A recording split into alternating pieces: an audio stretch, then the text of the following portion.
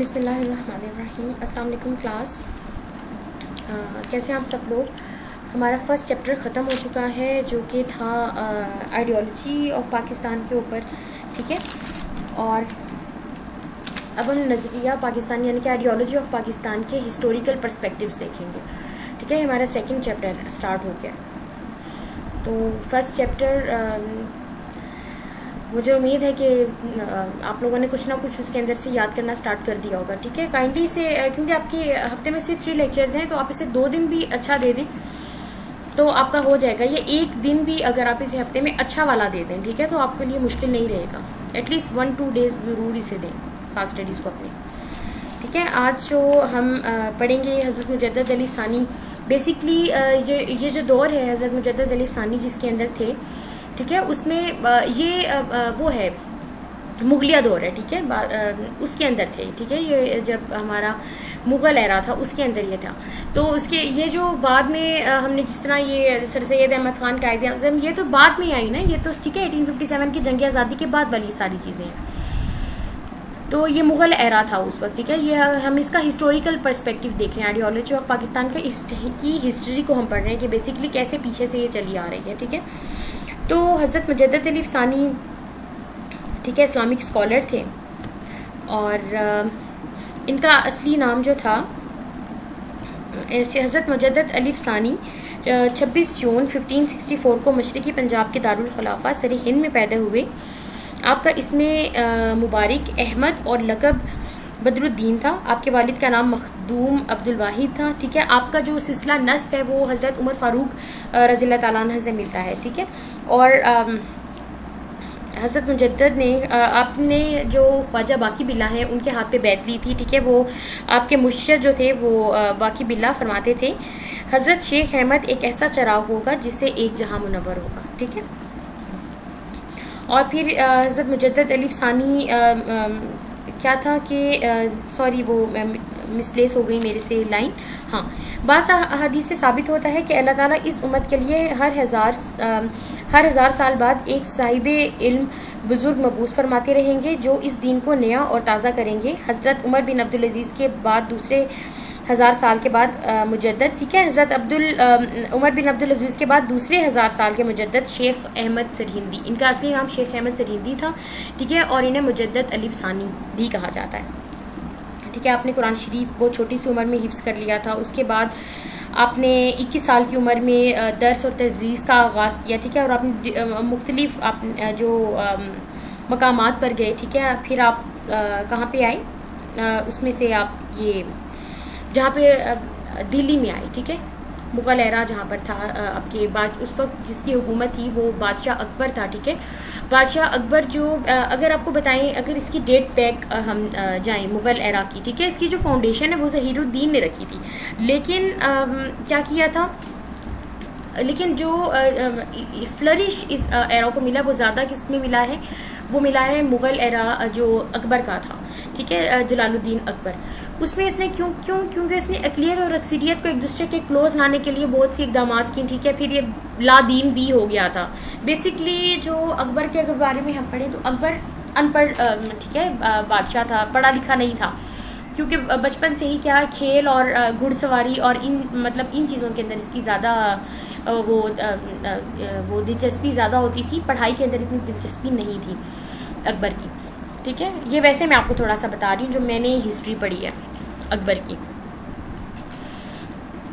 ٹھیک ہے، اور جو اس نے کیا کیا تھا اکبر نے مائنورٹی جو مسلمانوں اور ہندوؤں کو ایک دوسرے کے قریب لانے کے لیے کیا کیا کہ تاکہ مسلمان بھی خوش رہیں ہندو بھی خوش رہیں. اس نے ایک علیحدہ دین بنایا، دین الہی، جو کہ مطلب اس کے اندر بلیف نہیں تھا کہ کوئی خدا اور رسول ہیں، ان کے اوپر بلیف نہیں تھا. اس نے کہا کہ میں ہی خدا ہوں. ٹھیک ہے، اور پھر آگے ڈفرینٹ ہیں ہم پڑھیں گے وحدت الوجود، وحدت السجود وحدت الشہود، یہ ہم چیزیں پڑھیں گے اس کے بارے میں. ٹھیک ہے، یہ حضرت مجدد علی ثانی بیسکلی اس وجہ سے اس دور میں آئے تاکہ وہ اکبر نے جو اتنی زیادہ چیزیں پھیلائی ہوئی تھی، منتشر کیا ہوا تھا دین کو، اس کو تاکہ اکٹھا کیا جائے. ٹھیک ہے، تو حضرت مجدد علی ثانی کی ملی خدمات اگر ہم دیکھیں تو یہ اس کے پوائنٹس ہیں. تبلیغ اسلام، یہ جو پوائنٹس ہیں میں نے ڈالے ہیں یہ آپ ہی کی بک کے انگلش، ٹھیک ہے، میں نے پوائنٹس انگلش میں ڈالے ہیں، لیکن آپ وہ میں پہلے بتا چکی ہوں کہ آپ اسے فالو وہ بک سے ہی کریں گے، کیونکہ میں سارا جو ہے وہ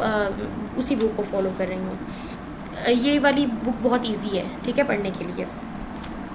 تبلیغ اسلام۔ اسلام کو حضرت مجدد علی ثانی کے دور میں بر صغیر کے ایک اہم مذہب کا درجہ حاصل ہو چکا تھا، لیکن ملک کے سیاسی، معاشرتی اور ثقافتی حالات نے نئی سوچوں کو جنم دے دیا تھا، ٹھیک ہے۔ یہ ہم کب کی بات کر رہے ہیں؟ ہم مغل ایرا، ٹھیک ہے، ہم اس کی بات کر رہے ہیں۔ یہ 1857، یہ جو ہم پڑھ رہے ہیں ہسٹری، ظاہری بات ہے یہ جنگ آزادی سے پہلی والی ہسٹری ہے۔ اس کے اندر ہم کیا پڑھیں گے؟ حضرت مجدد علی ثانی، شاہ ولی اللہ، ٹھیک ہے، اور یہ جو اورنگزیب اور ٹھیک ہے مغل ایرا، بیسکلی اس کے بارے میں پڑھیں گے۔ اس کے بعد دراصل پھر کیا ہوا تھا کہ انگریزوں کی حکومت ہوئی، ٹھیک ہے، 1857 کی جنگ آزادی کے بعد انگریزوں کی حکومت ہوئی، پھر یہ بعد میں جو آئیڈیالوجی سیٹ کی گئی، لیکن اس کی جو روٹس ہیں بیسکلی وہ کیسے پیچھے سے ملتی ہیں۔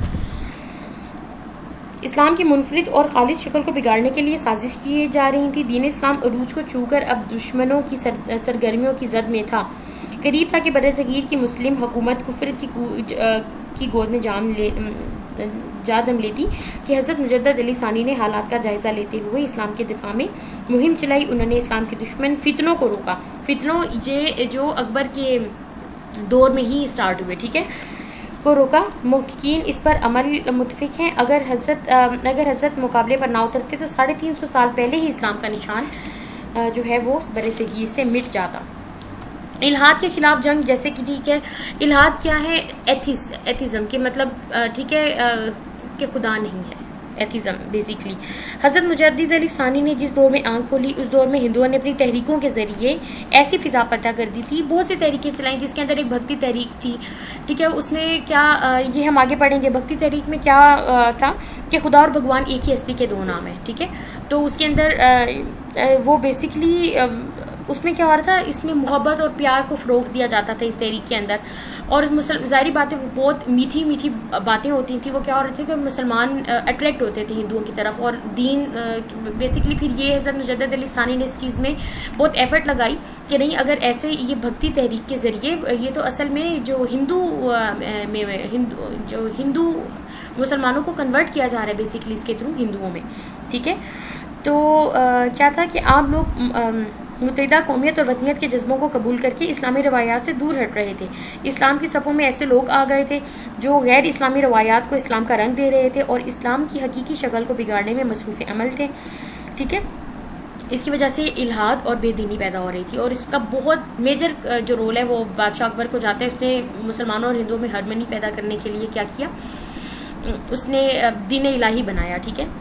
اور اس نے کیا کیا، جیسے فار ایگزامپل جو اینیمل کلنگ کو اس نے حرام کہہ دیا کہ بھئی کسی بھی طرح کا گوشت جو ہے وہ جانوروں کو ذبح نہیں کیا جا سکتا، کیونکہ ہندو ظاہری بات ہے اس میں نہیں تھے، تو انہوں نے ہندوؤں کو خوش کرنے کے لیے یہ کر لیا، ٹھیک ہے۔ اور پھر مسلمانوں کو خوش کرنے کے لیے اس نے کچھ اور چیزیں جو ہیں اس نے تعینات کی، ہارمنی بیسکلی کریٹ کرنے کے لیے اس نے یہ سب کچھ کیا تھا، ٹھیک ہے، تاکہ بہت خوش اسلوبی سے دونوں جو مذاہب ہیں وہ ایک دوسرے میں مطلب کوئی آپس میں کلیش نہ ہو۔ پھر بھکتی تحریک ہوئی۔ جنوبی ہندوستان کے ایک ہندو فلسفی رامانج نے بھکتی تحریک کا آغاز کیا۔ بھکتوں سے قریبی رابطے بڑھانے اور صلح اور آتشی کے ساتھ رہنے کا درس دیا۔ بھکتوں نے کہا کہ رام اور رحیم میں کوئی فرق نہیں، مطلب خدا اور بھگوان ایک چیز ہیں، ایک ہی چیز کے دو نام ہیں۔ انہوں نے ثابت کیا کہ تمام انسان مختلف مذاہب میں رہتے بھی ایک ہی ذات کو ساری کائنات کا خالق سمجھتے ہیں اور اسی کی عبادت کرتے ہیں، ٹھیک ہے۔ اور یہ کیا شوگر کوٹڈ باتیں تھیں، اور اس سے کیا ہو رہا تھا، مسلمان ہندوؤں کی طرف اٹریکٹ ہو رہے تھے۔ بھکتی تحریک جو ہے نا بیسکلی شوگر کوٹڈ باتیں ہو رہی تھی اس میں، جو اصل زہر تھی، ٹھیک ہے۔ حضرت مجدد علی ثانی نے ہندو بھکتوں کی سازش کو بے نقاب کیا اور مسلمانوں کو باور کرایا کہ ان کے مقصد اسلام کو ہندو مت میں ضم کرنا ہے، ٹھیک ہے۔ اچھا، پھر کیا بر صغیر میں اسلام قبول کرنے والے نو مسلم آسانی سے ہندو رسم و رواج سے پیچھا نہ چھوڑا کے بعد تو کسی نہ کسی شکل میں ہندو تہواروں کو بھی مناتے رہے۔ شادی بیاہ اور مرگ کی رسومات پر بھی ہندوؤں کے ساتھ چلے آ رہے تھے۔ سارا یہ سب کچھ مجدد علی ثانی کے سامنے بہت بڑا چیلنج تھا۔ ایک اکبر کا علیحدہ چیلنج تھا، بھکتی تحریک علیحدہ چیلنج تھی، پھر کیونکہ اتنے لوگ ہندو اس سے اٹریکٹ ہو چکے تھے اور اسلام مطلب وہ ہندو میں کنورٹ ہونا سٹارٹ ہو گئے تھے، ٹھیک ہے۔ بہت بڑا چیلنج تھا جو کہ حضرت مجدد علی ثانی نے نے سر لیا، ٹھیک ہے، اور ہندو جاہلیت کا مقابلہ کیا۔ اکبر نے ایک غلط حکمت عملی پر عمل پیرا ہو کر ہندوؤں کے ساتھ بیجا فراغ دلی کا سلوک کیا، انہیں اعلیٰ عہدوں پر فائز کیا، ان کے ساتھ رشتے ناطے قائم کیے۔ اور ہسٹری میں جو میں نے پڑھا ہے، اکبر نے شادی بھی کی تھی، شادیاں بھی کی، ٹھیک ہے، جو ہندو جو عورتیں ہیں، ٹھیک ہے، یا وہ شہزادیاں، ان سے شہزادیاں اور عورتوں سے شادی کی تھی اس نے۔ اکبر کی بے دینی اور حد سے بڑھ کر رواداری نے ہندوؤں کو احیا کا موقع دے دیا، وہ رفتہ رفتہ بیدار ہو گئے اور انہیں اپنی قوت کا احساس ہونے لگا، ٹھیک ہے۔ حضرت مجدد علی ثانی اپنے مکتوب میں لکھتے ہیں کہ اکبر کے دور میں ہندو اتنے دلیر ہو گئے تھے کہ ایک برہمن نے مسجد کی اینٹوں اور پتھروں پر قبضہ کر کے ایک مندر تعمیر کر لیا۔ جب مسلمانوں نے مزاحمت کی تو اس نے رسول صلی اللہ علیہ وآلہ وسلم کی شان میں گستاخی کی، ٹھیک ہے، صدر نے اسے سزائے موت دی تو درباری امرا نے ہنگامہ کھڑا کر دیا۔ حضرت مجدد علی ثانی نے صورتحال کا مقابلہ کرنے کے لیے عوام امرا، پھر بیسیکلی کیا ہوا تھا کہ جیسے کیا ہوتا تھا، جیسے فار ایگزامپل کسی نے مسجد کے لیے کوئی جگہ لی ہوئی ہے، ادھر ہندو، ظاہر بات ہے ہندو کیا، کیونکہ اس نے ہارمونی کریٹ کرنے کے لیے ہندوؤں کو بہت زیادہ ایج مل گیا تھا اس کی وجہ سے، ٹھیک ہے، تو ہندوؤں نے کیا کرتے تھے، جہاں پہ مسجد کی جگہ ادھر مندر تعمیر کر لیا، نہیں کہ بھائی ہم دونوں تو ہم دین الہی ہے نا، ہم دونوں تو ایک ہی چیز ہے، ٹھیک ہے، ایک ہی مذہب کو مان رہے ہیں، بیسیکلی اس وجہ سے دین الہی کی مخالفت۔ اکبر کا خیال تھا کہ ہندوؤں کو اعتماد میں لیے بغیر ہندوستان میں ایک مضبوط اور مستحکم حکومت قائم نہیں ہو سکتی۔ اپنی طرف سے جو اکبر نے کیا وہ اس کا مقصد ہارمونی کریٹ کرنا تھا، اور اس کی حکومت بہت گولڈن ایرا رہی ہے اکبر کی حکومت، کیونکہ اس میں کیا کیا تھا، اس نے اقلیت اور اکثریت دونوں کو ایک دوسرے کے قریب لانے کی کوشش کی، لیکن بیسیکلی یہ کیا تھا، اسلام سے دوری تھی، ٹھیک ہے۔ 1582 میں اس نے دین الہی یعنی کہ توحید الہی کے نام سے ایک نیا دین جاری کیا۔ اللہ تعالیٰ نے اپنے دین کی تجدید کے لیے زمانے میں حضرت مجدد علی ثانی کو پیدا فرمایا۔ اچھا، اس کے بعد اسلامی قوانین۔ اکبر کے اقدامات نے برِ صغیر میں اسلامی شاعر کو قابل تلافی نقصان پہنچایا، اور اگر بر وقت اس فتنے کو تدارک نہ کیا جاتا تو چند برس میں اندر ہندوستان میں اسلام کو نام و نشان مٹ جاتا۔ ظاہری بات ہے، اس سے کیا ہو رہا تھا، وہ مسلمان، کیونکہ بھکتی تحریک بھی ساتھ شامل ہوئی تھی، وہ مسلمان کنورٹ ہو رہے تھے ہندوؤں میں، اور جو نہیں بھی ہو رہے تھے تو کیا ہو رہے تھے کہ ہندو کی جارہ داری بہت زیادہ بڑھ چکی تھی، ٹھیک ہے، وہ کوئی بھی مسجد جہاں پہ بن رہی ہوتی تھی ادھر اپنے مندر تعمیر کر لیتے تھے، ٹھیک ہے، اور فوراً اگر کسی بندے نے جیسے کسی جانور کو ذبح کیا ہے، ٹھیک ہے، پکانے کی غرض سے، اسے کھانے کی غرض سے، تو فوراً اس کا جو ہے کورٹ میں لے کے جایا جاتا تھا اکبر کی سامنے کہ نہیں یہ دیکھیں آپ نے منع کیا اور اس نے یہ سب کچھ کیا، اسے سزا ملتی تھی پھر باقاعدہ، ٹھیک ہے۔ علم سو کی اصلاح۔ اکبر کے عہد میں دین اسلام کو جو نقصان پہنچا، حضرت مجدد اس کی ذمہ داری زیادہ تر علماء سو پر ڈالتے تھے، یعنی وہ علماء جو دین پرستی اور جہاں طلبی کی وجہ سے قرآن اور حدیث کو نظر انداز کر کے غلط عقائد پھیلاتے تھے اور اپنے ذاتی اور سیاسی مقاصد کے حصول کی خاطر، ٹھیک ہے، اکبر کے جو کورٹ میں بہت سے ایسے علماء تھے شامل، ٹھیک ہے، جو کہ اسے گائیڈ کرتے تھے کہ ایسے دین کے اندر کریں، ایسے کریں، جو کہ فتنہ پھیلاتے تھے اکبر کی نظروں میں بھی اچھا ہونے کے لیے، جو اکبر کہتا تھا، ٹھیک ہے، اسی طرح کے رولز اینڈ ریگولیشنز وہ جو ہے وہ لاگو کرتے تھے۔ تو وہ کیا ہے، علماء سو جو ہے وہ بیسیکلی کیا کر رہے تھے، جو دین سے دوری بڑھا رہے تھے، ٹھیک ہے، اسلام کو ختم کرنے کی کوششیں ہو رہی تھیں۔ آپ نے علماء سو کو ہدایت کی کہ وہ آخرت کی فکر کریں اور لوگوں کو پیغمبر اسلام کی تعلیمات پر عمل پیرا ہونے کی تلقین کریں۔ وحدت الوجود کیا ہے؟ وحدت الوجود یہ تھا کہ اکبر نے یہ کہا، اکبر کا ٹھیک ہے، بادشاہ اکبر ہے، اس کا کیا کہنا تھا کہ جو بندہ اور خدا ہیں وہ ایک دوسرے سے جدا نہیں ہے، ٹھیک ہے، دونوں کریشن، ٹھیک ہے، کیا ہے، بندہ خدا ایک دوسرے سے علیحدہ نہیں ہے، ٹھیک ہے، اللہ، کیونکہ دیکھیں اگر خدا نے بندوں کو پیدا کیا ہے تو ظاہری بات ہے اس کا کچھ نہ کچھ عکس بندوں کے اندر بھی ہے، ٹھیک ہے، اگر بندوں کی آپ عبادت کریں گے تو اصل میں وہ اللہ کی عبادت ہے۔ اور آپ دیکھیں ہندوؤں کا کیا ہے، ٹھیک ہے، وہ یہی نہیں کہتے، جس طرح وہ کتنی ٹرمز یوز کرتے ہیں، ٹھیک ہے، بندے سے محبت اور کریں گے تو جس طرح ان کے بھگت اور یہ چیزیں ہندوؤں میں چل رہی ہیں نا، تو اگر وہ چیزیں اس پر کنٹرول نہ ہوتی تو آج کیا ہوتا ہے، اسلام کا نام ختم ہو چکا ہوتا۔ تو اس لیے حضرت مجدد علی ثانی جو ہیں انہوں نے بہت کوششیں کر کے وہاں سے یہ جو فتنے ہیں انہیں دور کیا۔ وحدت الوجود کا مطلب یہ ہے کہ کائنات کی ہر شے میں خدا کا وجود ہے، لہٰذا تمام آگ، فطر، آگ، پانی، درخت، پتھر، سورج، چاند وغیرہ کی پرستی دراصل خدا کی عبادت کی. اگر ٹھیک ہے، اگر یہ جو ہندو عبادت کر رہے ہیں چاند کی، سورج کی، یہ تو کوئی بات نہیں. وہ بادشاہ اکبر یہ کہتا تھا تو کوئی بات نہیں، یہ تو اللہ نہیں، یہ تو خدا نہیں پیدا کی ہے نا. تو خدا کی عبادت، ان کی عبادت ایک ہی تو چیز ہے. ٹھیک ہے، وہ یہ کہتا تھا. ٹھیک ہے، وہ کہتا تھا رام اور رحیم میں کوئی فرق نہیں ہے. اس کے جو دور میں اکبر اور اس کے جو علماء تھے وہ یہ کہتے تھے. ٹھیک ہے، اور اگر یہی ہوتا تو کیا ہو جاتا، مسلمان اور جو ہے وہ ہندوؤں میں ظاہری بات ہے اس میں جذب ہو جاتے. اور پھر حضرت جو مجدد علی ثانی ہے انہوں نے نظریہ وحدت الشہود بنایا کہ نہیں، بیسیکلی یہ دونوں علیحدہ چیزیں ہیں. کیسے؟ آپ نے نظریہ وحدت الوجود کے جواب میں نظریہ وحدت الشہود پیدا کیا، جس میں آپ نے بتایا کہ دنیا اور خالق میں وہی رشتہ ہے جو خالق اور مخلوق میں ہوتا ہے. آپ نے انا الحق کے بجائے انا عابدہ، یعنی کہ میں اس کا بندہ ہوں، اور ہما اوست کی بجائے ہما از اوست، سب کچھ اسی کا ہے، نعرہ بلند کیا. اس طرح وحدت الشہود کے فلسفے نے خالق اور مخلوق کے دونوں الگ الگ چیزیں ہیں. ٹھیک ہے، انہوں نے یہ کہا. ایسا نہیں ہے کہ بندوں کی عبادت کرو گے تو اللہ کی عبادت ہو جائے گی، چاند، سورج، پانی کی عبادت کرو گے اللہ کی عبادت ہو جائے گی. ایسا نہیں ہے، یہ سب چیزیں علیحدہ علیحدہ ہیں. اللہ ایک علیحدہ ہے، اس کی کائنات علیحدہ ہے، اس کی مخلوق علیحدہ ہے. ٹھیک ہے، اور جو اکبر اور اس کے علماء یہ کہتے تھے کہ اگر وہ خدا کی عبادت کر رہے ہیں تو اگر پانی، آگ اور ان کی عبادت کریں گے تو وہ بھی تو اللہ کی عبادت ہی ہوگی، کیونکہ وہ اسی نے بنایا ہے، اس میں اسی کا حصہ ہے. ٹھیک ہے، پھر بدعات، یہی جو بدعت تھی ان کا خاتمہ کیا. پھر دو قومی نظریہ اور حضرت مجدد علی ثانی، ظاہری بات ہے انہوں نے دو قومی نظریے کی بنیاد ڈال دی تھی کہ مسلمان اور ہندوؤں کی سب رسومات، ٹھیک ہے، ان کے مذہب، ان کی جو تہذیب تمدن، سب کچھ ایک دوسرے سے الگ ہے، وہ ایک دوسرے کے ساتھ نہیں رہ سکتے. ٹھیک ہے، پھر امرا کی اصلاح. اکبر نے اسلام سے انحراف کی جو پالیسی اپنائی تھی وہ انہیں امرا کے زیر اثر رہنے کا نتیجہ تھی. امرا اسلام کی حقانیت بھول چکے تھے. ٹھیک ہے، مجدد علی ثانی نے ان امرا سے مل کر انہیں خبردار کیا.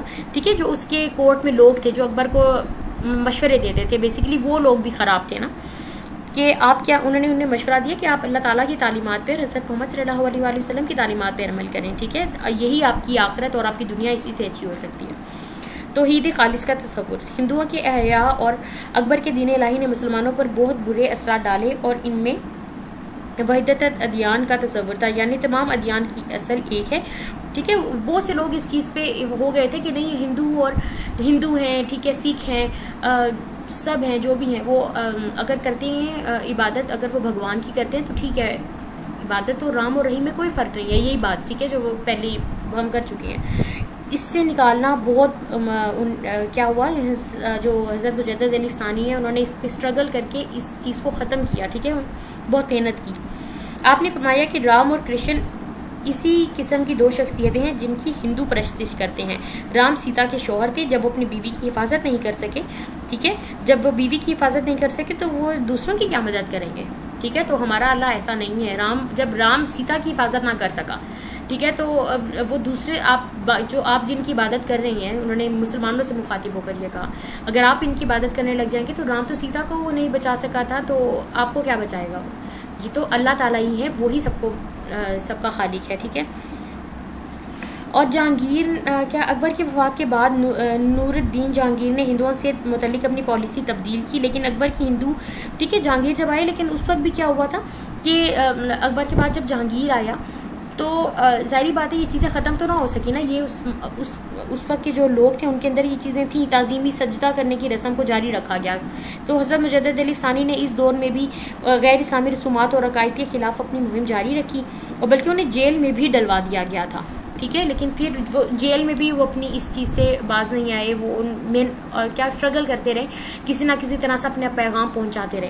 بادشاہ نے حضرت مجدد کو دربار میں حاضر ہونے کا حکم دیا. آپ نے مسنون طریقے سے جہانگیر کو سلام کیا اور تعظیمی سجدہ کرنے سے انکار کر دیا. اس سے کیا ہوا تھا، انہیں قلعے میں قید کر دیا گیا تھا. آپ نے قید و بند کی صحبتوں کو انتہائی صبر و تحمل کے ساتھ برداشت کیا اور قید میں رہ کر بھی اپنے مشن کو جاری رکھا. ٹھیک ہے، اور پھر جہانگیر کو اپنی غلطی کا احساس ہو گیا. اس نے آپ کی رہائی کا حکم دے دیا. اسے پتہ چل گیا نہیں یہ ٹھیک کہہ رہے ہیں.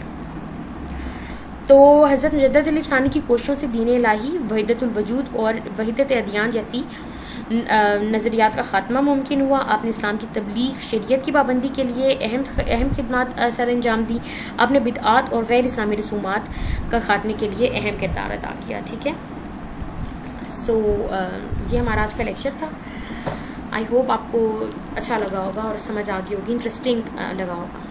سو this is the end of your lecture for today.